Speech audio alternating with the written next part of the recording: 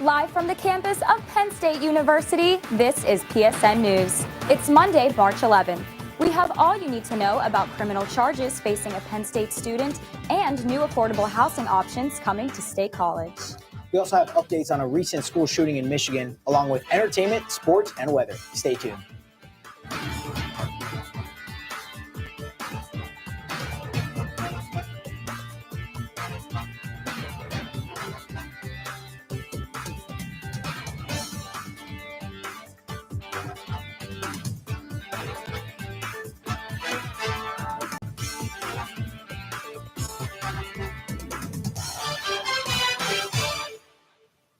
Thanks for joining us tonight. I'm Carlos Garcia. And I'm Marianna Daniele. A Penn State student is facing multiple charges after being accused of selling drugs on the University Park campus. Victor Wavelet is charged with ordering drugs such as cocaine, Molly, DMT, and marijuana. He faces over 24 charges and is currently being held in Centre County Prison without bail.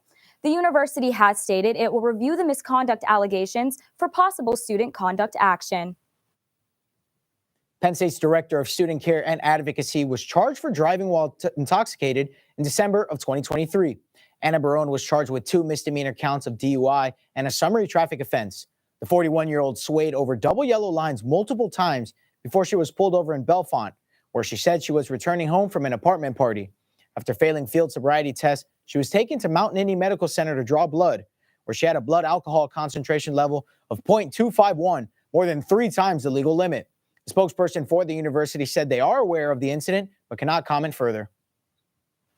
State College is set to receive over $800,000 in federal funds for affordable housing initiatives. This boost will help construct 2 new apartment units and rehabilitate an existing home. Representative Paul Takak said the efforts are aimed to expand affordable housing options for Centre County residents in need. The total project cost is over $1 million, with additional funds expected to come from county and state grants. After more than 50 years with an affiliation to Exxon, 2 State College service stations will change their name.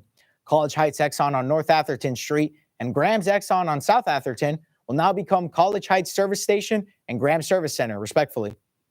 Owners of both businesses said that their services will remain the same and they will continue full service fueling with unbranded gasoline. These changes will be implemented on April 1st.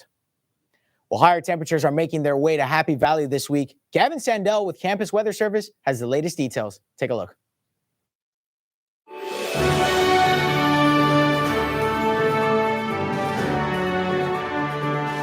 From the students of the Department of Meteorology and Atmospheric Science, here is your Penn State Campus Weather Service forecast. Good evening, everyone. I'm student meteorologist Gavin Sandell here with your Monday evening forecast. Taking a time-lapse view of Beaver Stadium throughout the day, we did start off pretty clear. And one thing you can't really tell in the time-lapse, though, the clouds were moving really quickly in the morning, and that is one key note to take, that we have had very high winds today. Today, right now, 46 degrees here at about 5 p.m., which is a really nice day here in State College. We do have a low dew point, which is causing our conditions to be relatively dry, but that 24-mile-an-hour wind speed out of the northwest is certainly something that we don't normally see here in State College.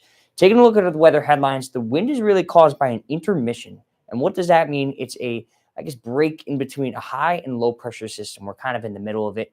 And the tight pressure gradients between those 2 pressure systems can cause very high winds coming our way. That'll end tomorrow, and we'll have warmth on the backside as a high pressure will skirt its way from the south coming up north, and rain will return once that high pressure system leaves its way, and we'll have a couple of chances of rain going into the weekend. Right now, 46 degrees as we end our Monday here in State College. Warm as you head south, Harrisburg and Philadelphia, and Allentown as well are sitting in the mid to low 50s. Pittsburgh as well, you guys are sitting at 51 degrees. And that's much warmer than what we saw yesterday, 13 degrees warmer than State College. And really the entire state, well, at least above 10 degrees minus Philadelphia. But if you look at this tomorrow, if you are watching a forecast on Tuesday, this map will be like this and then some. It'll be a very high temperature swing as we go into tomorrow. Not much to look at on the radar, and that's really due to the influence that the high pressure system is making the entire country. They could see kind of the circulation in the middle Midwest, but going throughout really the eastern 2/3 of the country, there is no precipitation to worry about. A very chill day as you go into the precipitation. Wind speeds, though, and we're seeing multiple locations throughout Pennsylvania into the 20s in wind speeds, which is what caused very low wind chills in our area. But as you go throughout the rest of the day, these are wind gusts. They'll start to decline as you go into Tuesday, going into the 30s, then into the 20s, and then into Wednesday morning, maybe more easily unnoticeable wind gusts, 6 miles an hour just in State College. Going into the future with the radar, as I mentioned, you're not going to see much on the precipitation. So Tuesday at 3 p.m., there isn't much to make note of. And going into the night as well, there may be some clouds will stick around. However, it will look good going into Wednesday. Thursday is when we'll have our first little grasp of a system heading in our direction. This is at 8:30 p.m. The western portions of the state will start to feel a little low pressure system centered in the Midwest at that moment. And we'll start to see the brunt of the rain coming on Friday. A little shower, more nuisance type rain. And that's really what the spring systems are. We're starting to kick ourselves into spring, astronomical spring. It's just 10 days away. And we are starting to see, more spring-like scattered showers kind of systems, especially with that warmth we're going to see this week.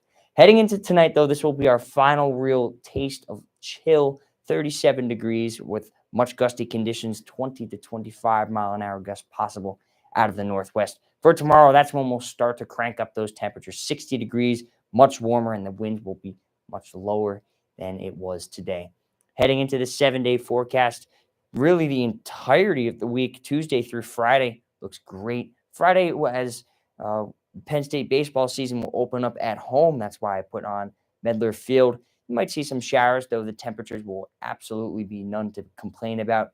Saturday, Sunday, into Monday, we'll start to chill out a little bit, but still a very reasonable week ahead. With that, I'm Gavin Sandell. Enjoy the rest of your night.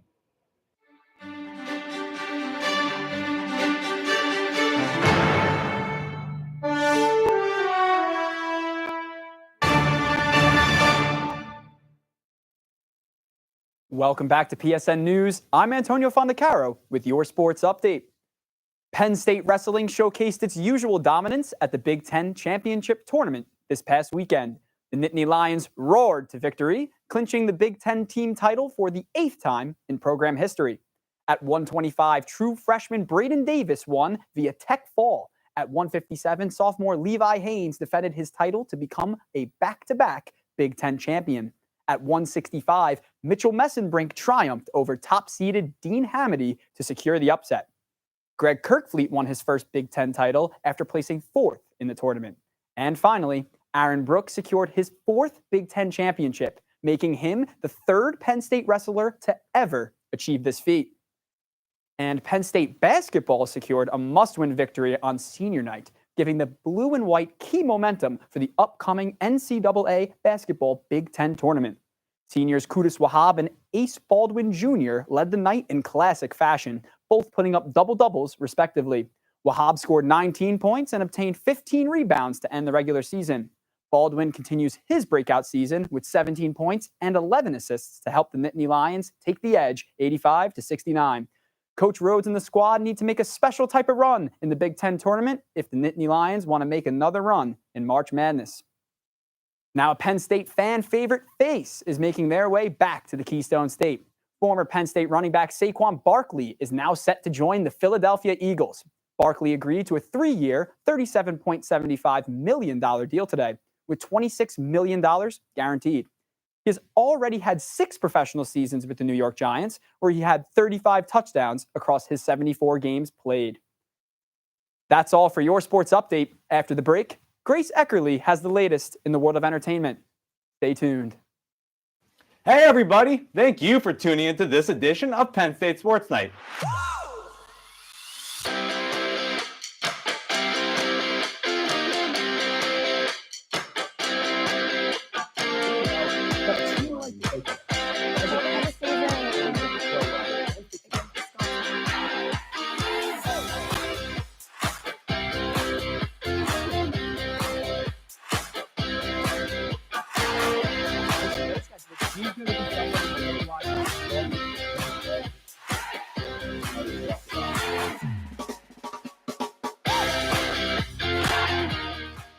all of us here at the Belisari Media Center, we are Penn State Sports Night. Live from the campus of Penn State University, this is PSN News. Penn State Network News is a student-produced, bi-weekly live news show featuring all student talent. From local and national news to sports, entertainment, weather, and live interviews, we have it all. We also feature student-made packages from across campus. Airing every Monday and Wednesday at 7 p.m. We are PSN News. Be sure to check us out on Twitter and Facebook at PSN News, on Instagram at Penn State Network News, and to subscribe to our YouTube channel at youtube.com/PSN News. Have a good night and stay safe, Penn State. Hey everyone, we are Red Carpet News, your main source of entertainment news at Penn State University. Man, this festival is going to be popping. I'm Alex Porzillo, here with David Harrell. He's going to 23rd with Daddy Elon Warbucks to actual space away from Kim. So insane, especially during Kendrick's part when they came out. reporting on anything from music, movies, TV shows, fashion, to celebrity gossip. You don't want to miss out on any of the hot topics we discuss. Find our segments on YouTube under the name Red Carpet News for your daily dose of entertainment. We are Red Carpet News.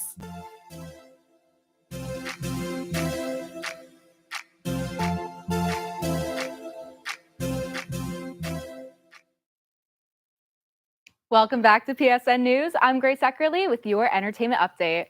Put away those spring break swimsuits and break out your cowboy boots, Happy Valley, because Zach Bryan is coming to town. Tomorrow night, fans will be lining up outside the Bryce Jordan Center for the Country Stars North American run of the Quittin' Time Tour. Bryan will be accompanied by the musical group The Middle East and artist Levi Turner. The tour began just last week and will run all the way through December. Speaking of tours, social media influencer turned DJ Xandra Pohl is coming to Downtown State College. She will be at the Stage West Bar on March 29th for her fittingly titled Drunk Tour. The 23-year-old UMiami graduate is best known for her TikTok platform, where she gained over 1 million followers for posting her uniquely chaotic lifestyle content and her rising DJing career. The tickets for the 21+ event are on sale now and are selling for $30. Now, a look back at a recent event in Downtown State College. Our Jackson Tartone is live in the studio with us now. More details, Jackson? Thanks, Grace. I spent some time at the Schloss Center Region Library recently to listen to a Penn State professor talk about her literary work and her passion. So I really love folks to expand their sense of who was a suffragist and to think about sort of different women who fought for the right to vote and ask about why they were fighting. Those were the words of Dr. Kathleen Cahill, a Penn State professor of history, women's, and gender studies. Dr. Cahill provided a space to explore what she considers to be the underrepresented side of the women's suffrage movement, that being the angle of the women of color who were involved. The professor attracted a modest crowd of 15 to listen to her presentation of history. Dr. Cahill also provided a free insight into her newest book titled Recasting the Vote: How Women of Color Transformed the Suffrage Movement. Dr. Cahill gave an emphasis on the women of color when asked about what the main takeaways should be of her book. Sometimes it's pretty basic, right? Questions of sex equality. But for the women that I write about, it also involved often questions of racial equality. Despite the fact that the novel covers events of the past, Dr. Cahill believes there is still work to be done regarding the advancement of women's rights as well as the rights of people of color. We still face barriers. The Voting Rights Act, some of its provisions, the Supreme Court recently struck down. And, you know, we've seen sort of recent ways in which the right to vote has been difficult, right? Questions around should there be universal voter registration, questions about mail-in ballots, you know, should there be a national day of voting? The Penn State professor claims that she is working to continue awareness and action for the cause that she has so much passion for. For PSN News, I'm Jackson Fortone. Dr. Cahill made sure to answer all questions asked by the audience and says that she will continue to spread her knowledge of women's history. Back to you, Grace. Thanks, Jackson. Now, overseas, the Royal Palace is stirring up some controversy. Duchess of Wales Kate Middleton has been out of the public eye for the past few months, healing from what was announced as abdominal surgery. However, a recently released photo of Kate and her kids has the public worried. The media quickly noticed the image has a few quirks between Kate not wearing her wedding ring, a Photoshop error seen near her daughter's sleeve, and some parts of the photo being mysteriously blurred. Kate apologized this morning via Twitter, saying the image editing was her doing as a, quote, amateur photographer who occasionally experiments with editing, end quote.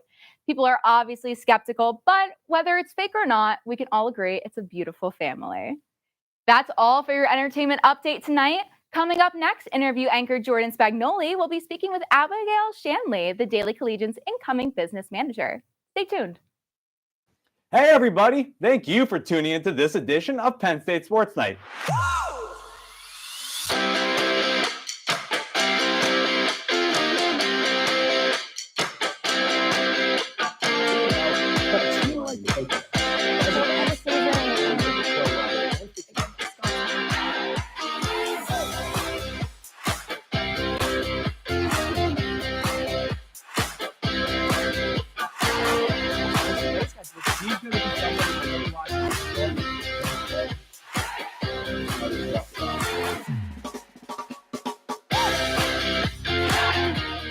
For all of us here at the Belisari Media Center, we are Penn State Sports Night. Live from the campus of Penn State University, this is PSN News. Penn State Network News is a student-produced, bi-weekly live news show featuring all student talent. From local and national news to sports, entertainment, weather, and live interviews, we have it all. We also feature student-made packages from across campus. Airing every Monday and Wednesday at 7 p.m. We are PSN News. Be sure to check us out on Twitter and Facebook at PSN News, on Instagram at Penn State Network News, and to subscribe to our YouTube channel at youtube.com/PSN News. Have a good night and stay safe, Penn State. Hey everyone, we are Red Carpet News, your main source of entertainment news at Penn State University. Man, this festival is going to be popping. I'm Alex Porzillo. You're here with Aiden Harrell. He's going to 23rd with Daddy Elon Warbucks to actual space away from Kim. So insane, especially during Kendrick's part when they came out. Reporting on anything from music, movies, TV shows, fashion, to celebrity gossip. You don't want to miss out on any of the hot topics we discuss. Find our segments on YouTube under the name Red Carpet News for your daily dose of entertainment. We are Red Carpet News.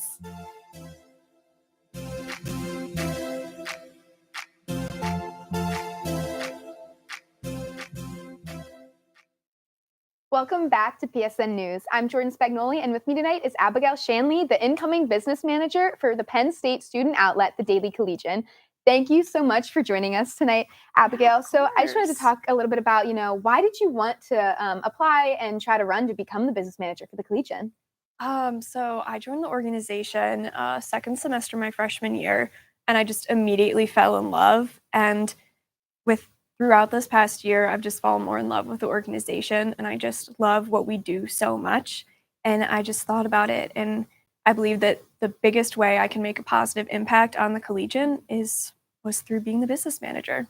Well, especially because I know you've kind of dabbled both in journalism and business. So kind of how did you figure out which path you were kind of hoping to take forward in those two opposites? Yeah, no, it actually took a lot of debating. It came down to the initiatives that I wanted to do and the changes I wanted to see were just more business oriented. And I realized my thought processes and the way my brain worked was just more business oriented.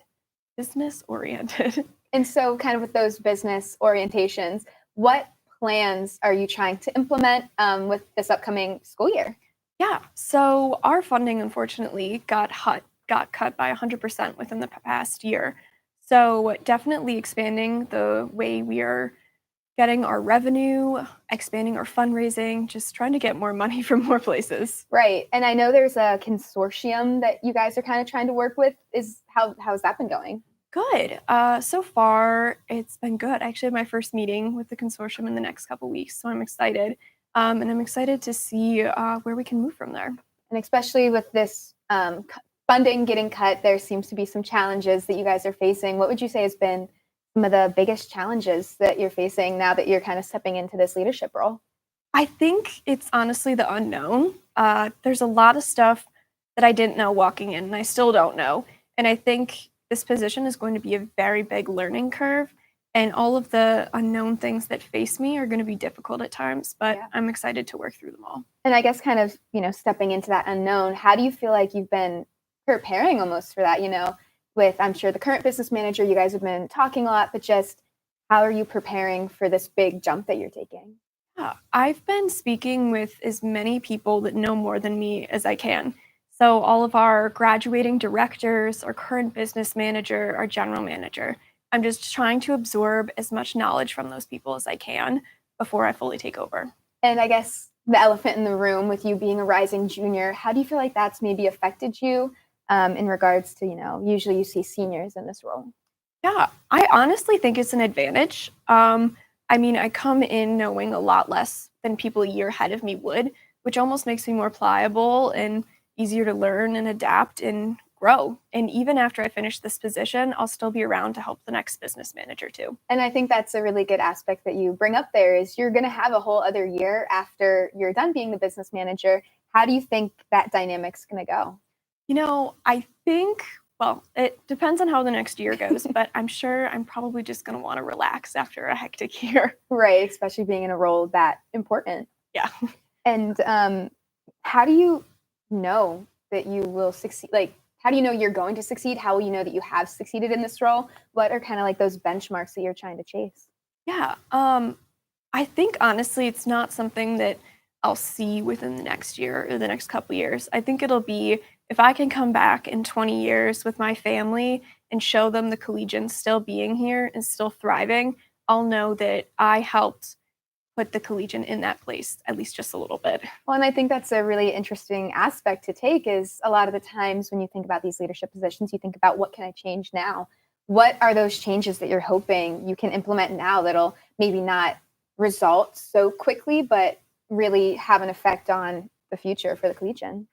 That honestly was like my whole platform going into this is I honestly just want to put the Collegian in the best place possible to move forward and advance. Because media is in a precarious situation after COVID and with all of the distrust, it's not necessarily the industry that it used to be. So having to adapt and move on to different things is incredibly important. So just putting the Collegian in the place where it can easily change and easily move to something else. And I guess trying to pick your brain a little bit more about some of those adaptations you're working towards. What do you think is going to be some of those bigger stepping stones that's really going to help you thrive in that growing and ever-changing field?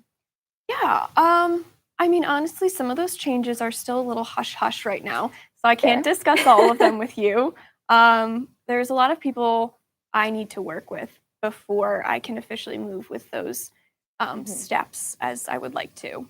And I guess, speaking with people you're trying to work with, how important do you think it is? I know you're probably going to have to start picking your team, building who you want to support you. How's that process been looking like? And I guess, how do you think that's going to help you moving into this position? Yeah, I've been looking for people that are motivated, creative, and just have their own ideas that they're willing to work on.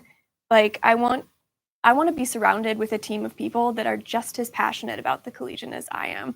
And I think it's honestly quite easy. You can easily look around and see the people that are there and who really care.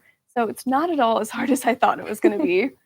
Yeah, and I guess another kind of follow-up on that, trying to build up this next generation of leadership, are you maybe hoping that within your team that you're building, maybe finding a couple people who would be interested in taking over next year and really trying to teach them kind of how to prop them up and take on that role? Yeah, for sure. That's definitely a goal that I have. That would further create a bigger impact that I could make. And I think that would be really cool. And just by including as many directors and my vice president in as many decisions as possible, giving them all the information that'll help get them prepared for whatever future roles that they have. Absolutely. I think that team aspect is really going to help you guys really grow the Collegian in multiple ways.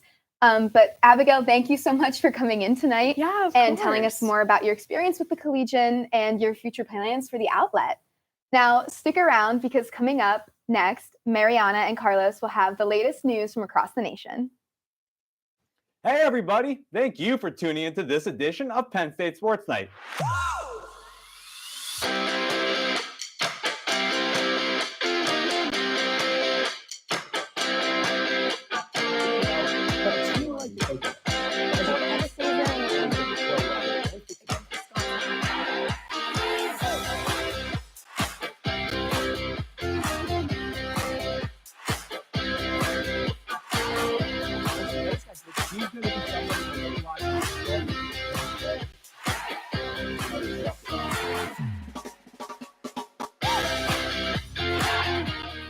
For all of us here at the Belisari Media Center, we are Penn State Sports Night.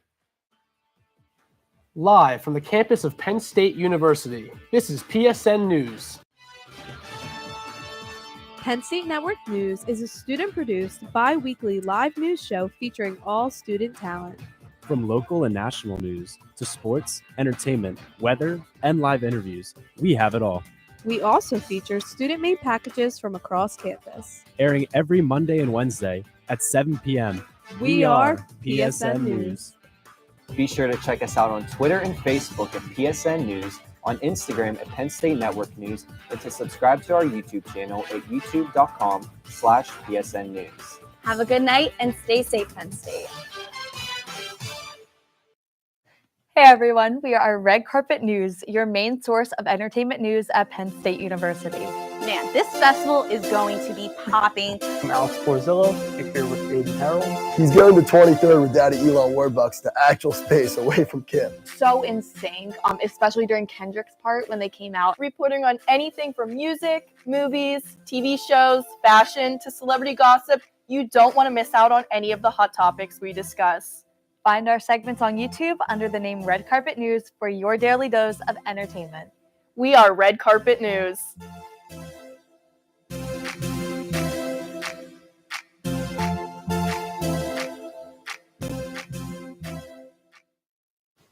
A tragic helicopter crash occurred mid-afternoon Friday near Rio Grande City.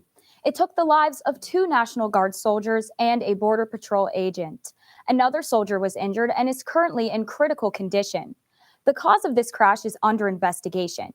The Starr County Sheriff's Office is assisting at the crash site, with federal officials expected to investigate further. The bodies of 4 people were discovered inside a Texas home that was engulfed by flames on Friday. Firefighters were called that morning to put out the fire, but the fire was so intense that firefighters focused on protecting neighboring homes upon arrival. Firefighters were able to put out the flames, where they discovered the victims, whose names have not yet been released. It is believed that the bodies were of a family that lived in the home. In Houston, a federal judge has upheld a Biden administration program allowing 30,000 migrants from Cuba, Haiti, Nicaragua, and Venezuela into the U.S. The monthly allowance is on humanitarian grounds. The decision dismisses a challenge from Texas and 20 other Republican-led states. The program has admitted over 357,000 people so far.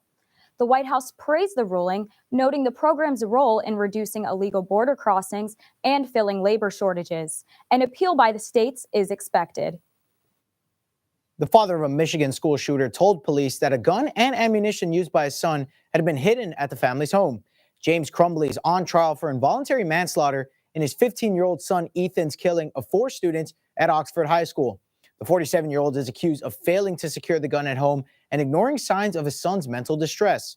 Prosecutors say a cable lock was given to James when he purchased the 9mm with his son just 4 days earlier. There was a meeting at the school a few hours ahead of the shooting in which both parents had met with the staff after their son turned in an assignment with a drawing of guns and a wounded person. Well, that concludes our show tonight at PSN News. Be sure to check us out on Twitter and Facebook at PSN News, on Instagram at Penn State Network News, and to subscribe to our YouTube channel at youtube.com/PSN News. Have a good night and stay safe, Penn State.